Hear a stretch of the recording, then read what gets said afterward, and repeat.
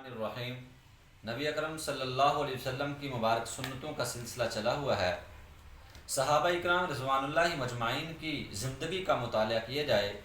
تو صحابہ اکرام رضوان اللہ مجمعین کیسے آپ علیہ الصلوۃ والسلام کی خواہشات اور آپ علیہ الصلوۃ والسلام کی اتباع کیسے فرمایا کرتے تھے، اور عاشق رسول محبت رسول کا دعویٰ ہمارا تب ہی مکمل ہوگا جب ہم اتباع رسول کریں گے،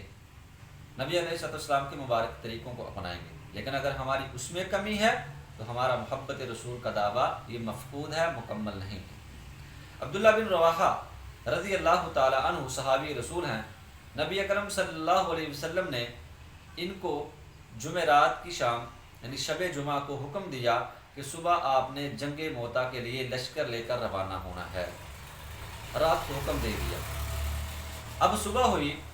عبداللہ بن رواحہ رضی اللہ تعالی عنہ نے لشکر تیار کیا، سارے لشکر کی ترتیب دے کر اس کو روانہ کر دیا،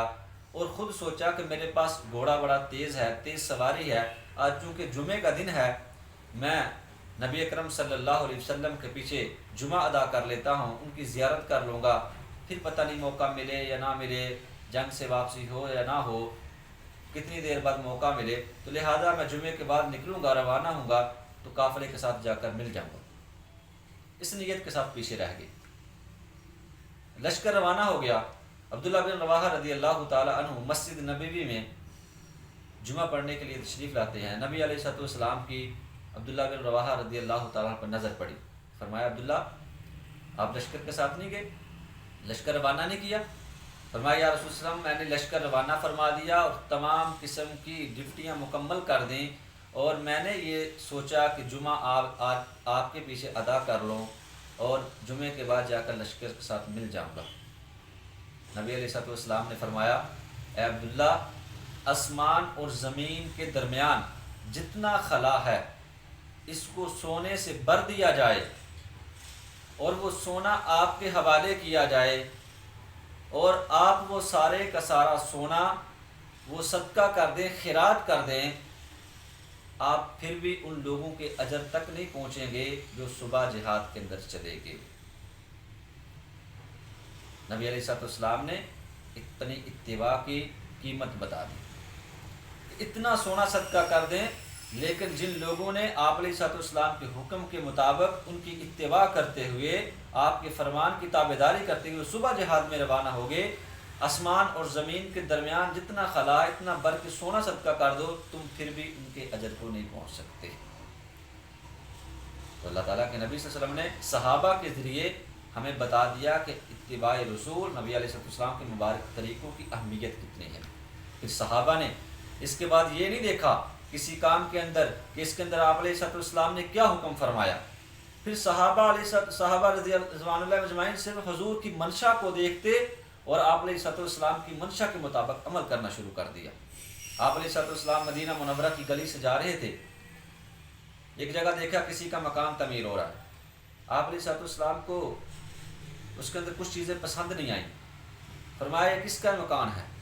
صحابہ نے بتایا یا رسول اللہ صلی اللہ علیہ وسلم یہ فلاں انصاری صحابی کا مکان ہے۔ آپ علیہ السلام نے ناپسندیدگی کا اظہار فرمایا اور چلے گئے، کچھ بھی نہیں کہا،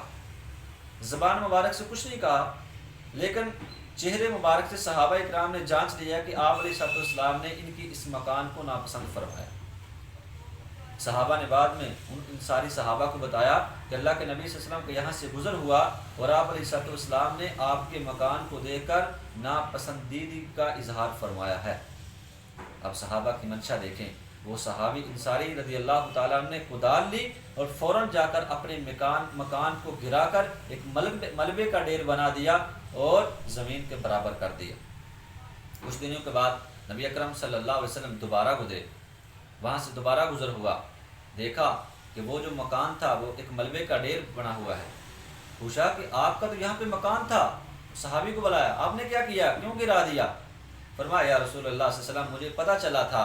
کہ یہ میرا مکان آپ کو پسند نہیں ہے، لہذا جو چیز آپ کو پسند نہیں وہ ہمیں بھی پسند نہیں، میں نے اس لیے اس کو ملبے کا ڈھیر بنا دیا۔ تو صحابہ اکرام رضوان اللہ مجمعین بعد میں آپ علیہ السلام کی طبیعت کو دیکھتے تھے، آپ علیہ السلام کی منشا کو دیکھتے تھے کہ آپ علیہ السلام کی منشا کیا ہے، اس پہ عمل کرتے تھے، جستجو میں رہتے تھے، تلاش میں رہتے تھے۔ انس بن مالک رضی اللہ تعالیٰ عنہ ایک دفعہ کھانا تناول فرما رہے تھے تو شوربے سے کدو کی دلیاں ڈھونڈ ڈھونڈ کے وہ کھا رہے تھے۔ صحابہ نے فرمایا انس آپ کیا کر رہے ہو، یہ کیا کر رہے ہو؟ فرمایا مجھے اس بات کا علم نہیں، میں نے نبی اکرم صلی اللہ علیہ وسلم کو دیکھا تھا کہ آپ علیہ السلام شوربے سے کدو کو ڈھونڈ ڈھونڈ کے تلاش کر کر کے تناول فرما رہے تھے، میں بھی اس وجہ سے اس شوربے سے کدو کو ڈھونڈ ڈھونڈ کے کھا رہا ہوں کہ آپ علیہ السلام کو یہ پسند تھا، اسی پسند کی وجہ سے میں بھی ایسے کر رہا ہوں۔